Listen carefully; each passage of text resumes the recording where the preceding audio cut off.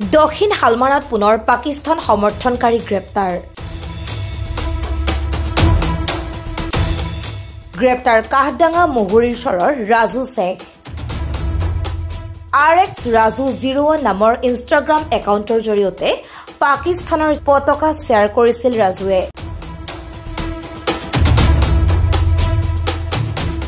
পেহেলগামৰ ঘটনাৰ পাছত ৰাজুৱে পাকিস্তানক সমৰ্থন কৰি পতাকা শ্বেয়াৰ কৰিছিল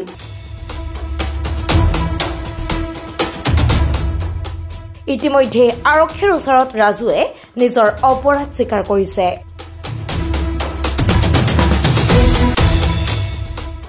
আৰক্ষীয়ে ৰাজুৰ মোবাইল ফোন ইতিমধ্যে জব্দ কৰিছে ৰাজু শেখ দক্ষিণ হালমাৰা থানা এলেকাৰ কাহডাঙ্গা মহুৰীশ্বৰ গাঁৱৰ কুৰফান আলীৰ পুত্ৰ বুলি চিনাক্ত কৰা হৈছে 19 বছৰীয়া ৰাজুক দক্ষিণ হালমাৰা আৰক্ষীয়ে ইতিমধ্যে গ্ৰেপ্তাৰ কৰিছে কাইলৈ পুৱাৰ ভাগত হাতহিঙিমাৰী জিলা আদালতত ৰাজুক হাজিৰ কৰোৱা হ'ব ইয়াৰ পূৰ্বেও দক্ষিণ হালমাৰাৰ পৰা আন এগৰাকী পাকিস্তান সমৰ্থনকাৰী যুৱকক আৰক্ষীয়ে গ্ৰেপ্তাৰ কৰি জেললৈ প্ৰেৰণ কৰিছে